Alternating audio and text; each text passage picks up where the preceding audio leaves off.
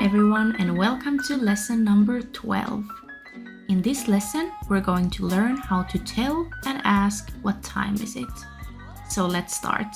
Listen and repeat after me. Mitä kello on? What time is it? Tiedätkö mitä kello on? Do you know what time it is? Kyllä tiedän. Kello on... Yes, I do know. It is? Kello on tasan 1. The clock is exactly 1 o'clock. Kello on melkein 2. The clock is almost 2 o'clock. Kello on 2:15.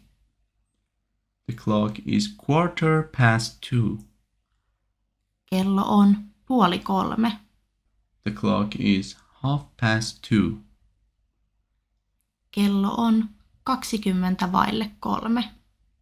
The clock is 2:50. Kello on 3:05. The clock is 2:55. Kello on 3:10. The clock is 3:10. Kello on noin 4. The clock is about 4 o'clock. Here are the times of the day and examples how to use them when telling what time is it. Kello on 8 aamulla. It is 8 in the morning.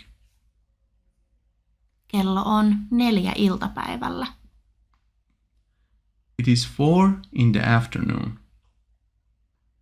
Kello on 9 illalla. It is 9 in the evening. You can also check the greetings based on the time of the day from lesson number 2. Now it's your turn. Pause the video and answer the question, Mitä kello on?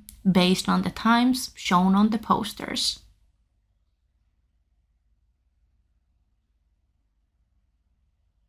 Kello on 11:15.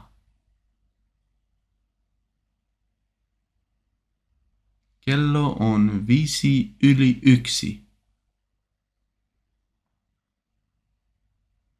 Kello on 2:30. Kello on 6:10.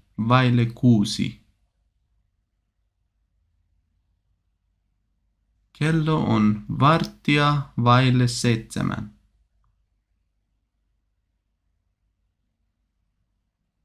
Kello on tasan 8.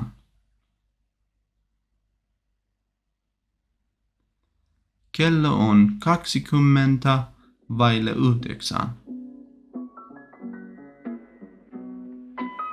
Kiitos! See you in the next lesson!